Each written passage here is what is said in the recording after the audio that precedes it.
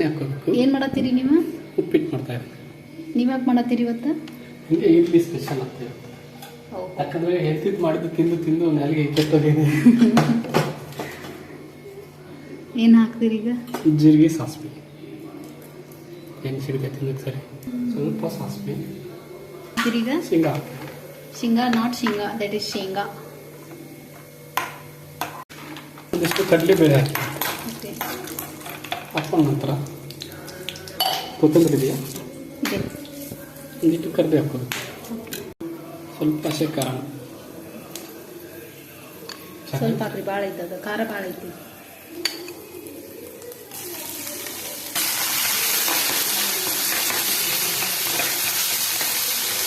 ಉಳ್ಳಾಗಡ್ಡಿನೂ ಹಾಕೋಬೇಕು.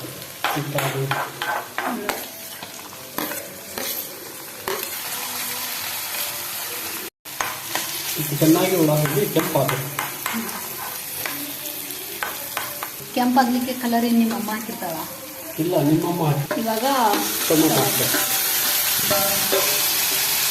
ಟೊಮೊಟೊ ಹಾಕ್ತೇವೆ. ಸಾಲ್ಟಾ? ಹಾಂ, ಸಾಲ್ಟ್ ಹಾಕ್ಬೇಕಮ್ಮ. ಕಲ್ಲು ಕಲ್ಲಿಕ್ಕಿದೆ ನಾವು. ಕಲ್ಲು ಅಂದರೆ ಸ್ಟೋನ್.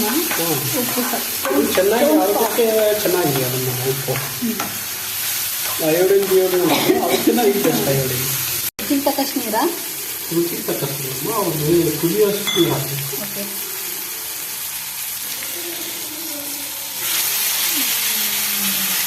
ಇವಾಗ ಇದಕ್ಕೆ ನೀರು ಹಾಕಿ ಕುದಿಸಿ ರವೆ ಹಾಕಿಬಿಟ್ರೆ ಉಪ್ಪಿಟ್ಟು ರೆಡಿ. ಸರಿ, ಇವಾಗ ಕ್ಯಾಮ್ರಾಮ್ಯಾನ್ ಪೂರ್ಣಿಮಾ ಜೊತೆ, ಮಾಸ್ಟರ್ ಶೆಫ್ ರಮೇಶ್ ಅವ್ರ ಜೊತೆ ಕ್ಯಾಮ್ರಾಮ್ಯಾನ್ ಪೂರ್ಣಿಮಾ. Thank you. ಹಾಂ, ಸಾಕು. ನಾನು ಕೇಳಿ ಮಾಡ್ತಿರಲ್ಲ ನೀವು.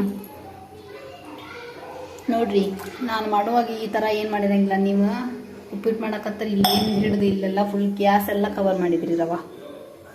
ಇವಾಗ ಜಸ್ಟ್ ನಾನು ನೀಟಾಗಿ ಒರೆಸಿ ಪೂಜೆ ಮಾಡಿ ಕೊಟ್ಟೇನಿ. ಫುಲ್ ಗ್ಯಾಸ್ ಎಲ್ಲ ರವ ರವ ರವ.